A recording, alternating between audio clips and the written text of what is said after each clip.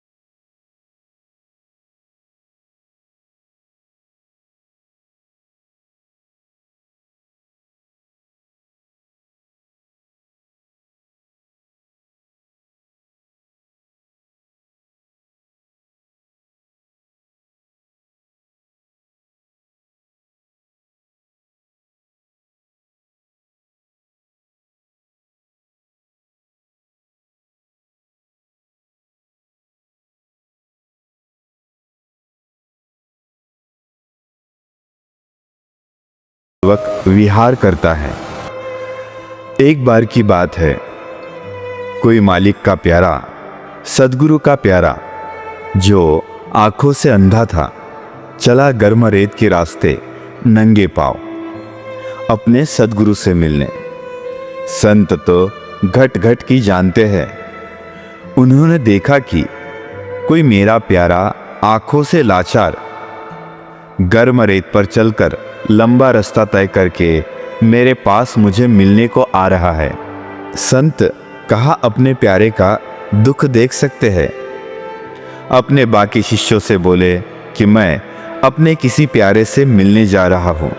जब सदगुरु अपने उस आंखों से लाचार प्यारे से मिलने पहुंचे, मिलकर बोले, तेरे प्यार के सदके प्यारे, मांग क्या चाहिए? दास बोला, जी कुछ नहीं। सदगुरु बोले, तेरा दिल बहुत बड़ा है, अब 2 चीजें मांग। तब वह दास बोला, हे सदगुरु, हे सच्चे पातशाह, मेरी आंखें लौटा दो ताकि मैं आपके दर्शन कर सकूं। मालिक ने मेहर की, दास को दिखाई देने लगा। दास ने जी भर दर्शन किए। तब सदगुरु ने कहा, अब दूसरी मांग मांगो। तो दास रो पड़ा, बोला, सच्चे पातशाह, मेरी ये आंखें वापस ले लो। सदगुरु बोले, प्यारे, ये तुम क्या मांग रहे हो? तब दास बोला, सच्चे पातशाह, मैं आपको देखकर कुछ और नहीं देखना चाहता। आज सदगुरु के दर्शन कर मंज की भी यही हालत थी। मंज दर्शन करते करते मानो एक तंद्रा में डूब चुका था, लेकिन तभी उसकी तंद्रा को एक दिव्य वाणी ने तोड़ा। कहां से आए हो तुम? इतनी भीड़ में सदगुरु ने सीधे मंज को ही संबोधित किया। मंज का पड़ोसी तो धन्य धन्य कर उठा। आहा, कितने उजले भाग्य है मंज के कि आज प्रथम दर्शन की बेला पर ही गुरुदेव ने स्वयं उससे बात की। लेकिन मंज उत्तर कहाँ दे पाया, बल्कि उसकी रुलाई तो और जोर से छूट पड़ी, मानो गुरुदेव ने उसके जख्म को और कुरेद दिया हो। मंज की आत्मा तुम कहाँ से आए हो सुनकर इसलिए कहरा उठी कि एक तो चिरकाल के बाद चरणों में पहुंचने का अवसर दिया, ऊपर से मुझे भुला भी दिया।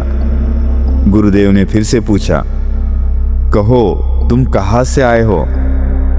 तब पड़ोसी ने मंज को झंझोड़ते हुए कहा कि वह गुरु महाराज को उत्तर दे। मंज ने कहा, गुरुदेव कृपया यह न पूछे कि मैं कहाँ से आया हूँ, बल्कि यह पूछिए कि कहाँ से मैं नहीं आया हूँ। मैं संसार की हर उस जगह से आया हूँ जहाँ मुझे नहीं जाना चाहिए था। मेरे कदमों ने संसार की हर उस अपवित्र जगह को अपनी तलिया दी है, जहाँ के बाद ये आपके दर की छुअन पाने की अधिकारी नहीं है।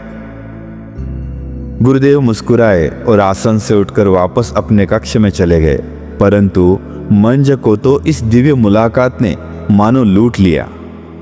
वह हल्का हल्का महसूस करने लगा, लेकिन यह मुलाकात तो साकी का दिया हुआ पहला जाम था, जिसे पीकर फिर पूरा महखाना पी जाने को मन करता है। इस मुलाकात ने मंज को भी गुरुदेव के दर्शन की तलब सी लगा दी। और गुरुदेव की कृपा देखिए कि उस सायंकाल को जब वे फिर दर्शन पे आए तो मंज पहली कतार में बिल्कुल उनके समीप बैठा था। वाह, गुरुदेव का फिर वही रूहानी मुखमंडल, वही रूहानी मुस्कान। मंज का वश नहीं चला, नहीं तो वह घड़ी के कदमों पर ही कील ठोक देता।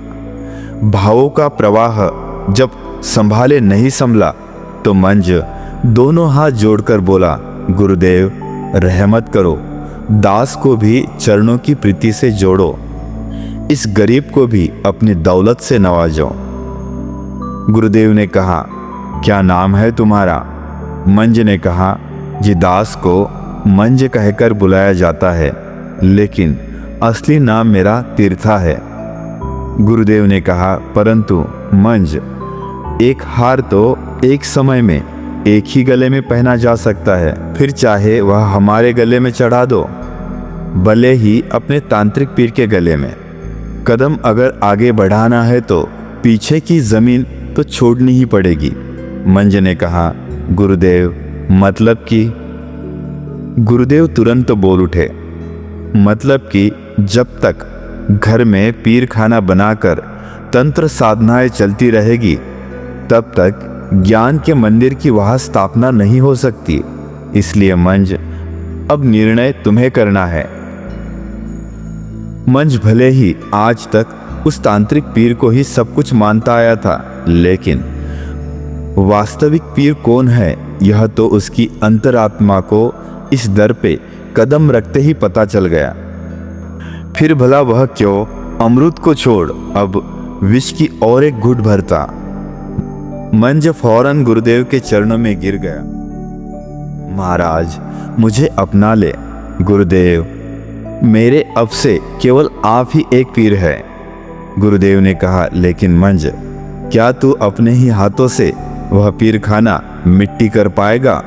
क्योंकि ऐसा करने से तू विपदाओं से घिर जाएगा। वह पीर अपनी शक्तियों से तुझे घर से बेघर कर देगा। संसार में तेरा अपयश होगा। लोग कई बातें करेंगे। बता, क्या सामना कर पाएगा तू इन कष्टों का? मंज ने कहा, गुरुदेव, शेर की गोद में बैठकर गीदड़ से कैसा भय?